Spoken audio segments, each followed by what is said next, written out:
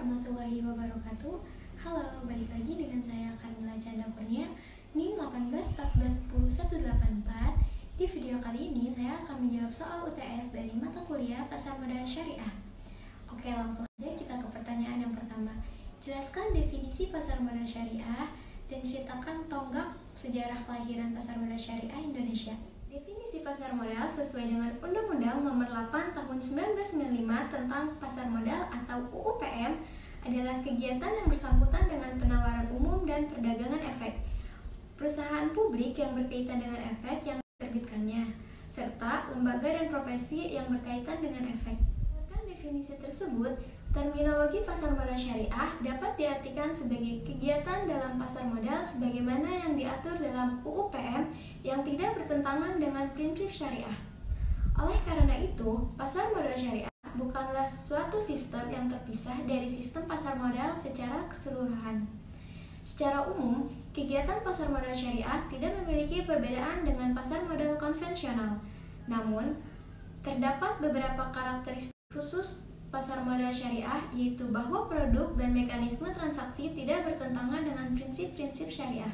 Penerapan prinsip syariah di pasar modal tentunya bersumber pada Al-Quran sebagai sumber hukum tertinggi dan hadis Nabi Muhammad SAW. Selanjutnya, dari kedua sumber hukum tersebut, para ulama melakukan penafsiran yang kemudian disebut ilmu fikih. Salah satu pembahasan dalam ilmu fikih adalah pembahasan tentang muamalah, yaitu hubungan di antara sesama manusia terkait perniagaan.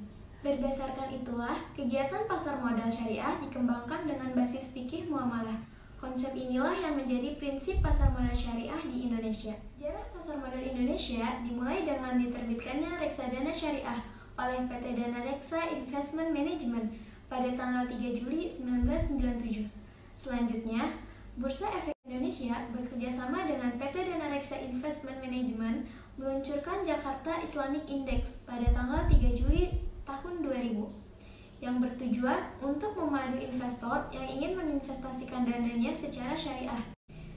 Dengan hadirnya indeks tersebut, maka para pemodal telah disediakan saham-saham yang dapat dijadikan sarana berinvestasi sesuai dengan prinsip syariah. Sejarah pasar modal syariah juga dapat ditelusuri dari perkembangan institusional yang terlibat dalam pengaturan pasar modal syariah tersebut.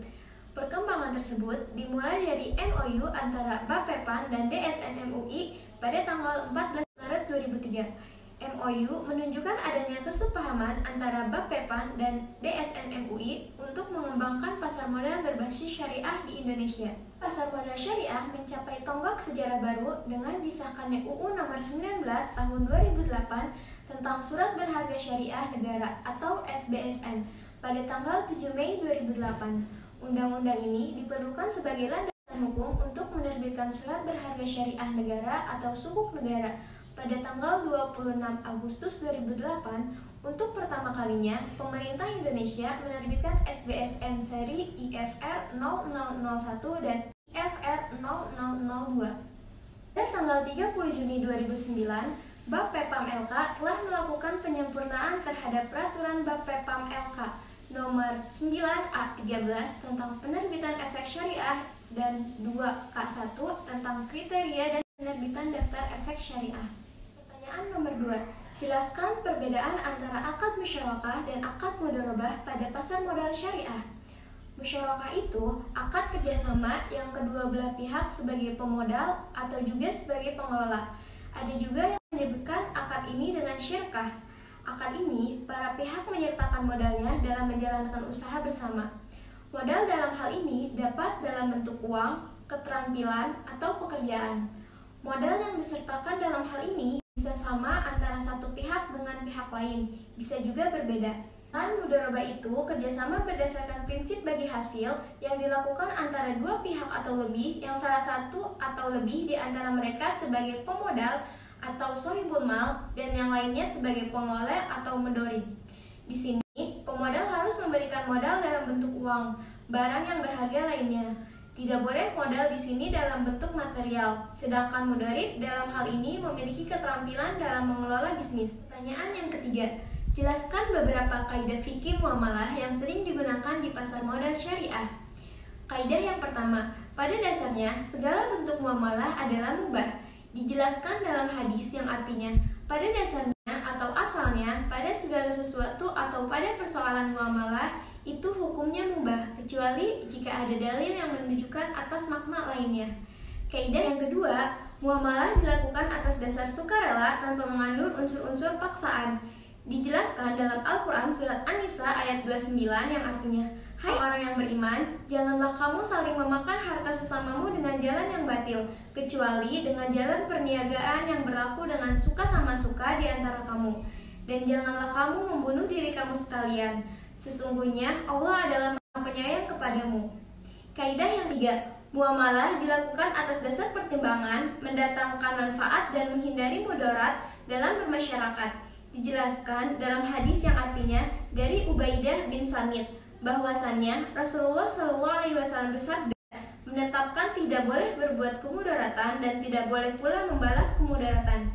Hadis riwayat Ahmad dan Ibnu Majah.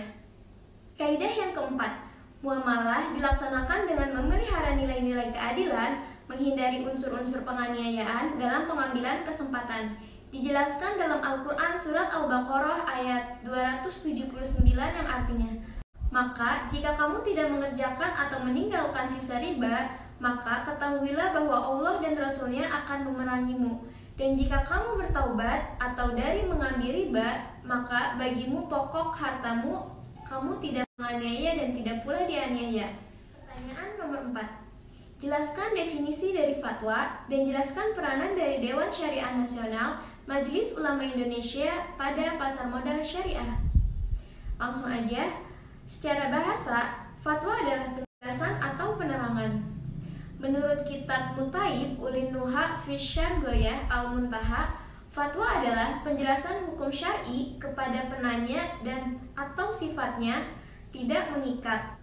Menurut Yusuf Kardawi, fatwa menerangkan hukum syariah dalam suatu persoalan sebagai jawaban atas pertanyaan yang diajukan oleh peminta fatwa atau mustafti, baik secara perorangan atau kolektif.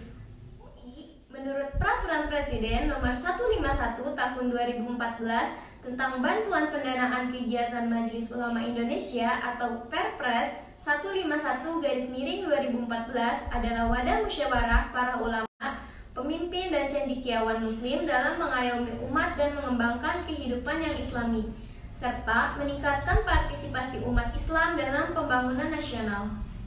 Pengawas syariah berkedudukan di kantor pusat dan fungsinya ialah mengawasi kegiatan usaha bank agar sesuai dengan prinsip syariah. Dalam melaksanakan fungsinya, Dewan Pengawas Syariah wajib mengikuti fatwa DSN. Berdasarkan PBI nomor 6 tahun 2004 pasal 27, tugas, wewenang, dan tanggung jawab Dewan Pengawas Syariah adalah: pertama, memastikan dan mengawasi kesesuaian kegiatan operasional bank terhadap fatwa yang dikeluarkan oleh DSN. Yang kedua, menilai spik syariah terhadap pedoman operasional dan produk yang dikeluarkan bank. Yang ketiga, memberikan opini dari aspek syariah terhadap pelaksanaan operasional bank secara keseluruhan dalam laporan publikasi bank. Yang keempat, mengkaji jasa dan produk baru yang belum ada fatwa untuk dimintakan fatwa kepada DSN. Yang kelima, menyampaikan laporan hasil pengawasan syariah sekurang-kurangnya setiap 6 bulan kepada direksi, komisaris DSN, dan Bank Indonesia. Baik, mungkin cukup sekian jawaban dari saya. Apabila ada salah kata mohon dimaafkan. Wabillahi taufiq wal hidayah. Wassalamualaikum warahmatullahi wabarakatuh. Terima kasih.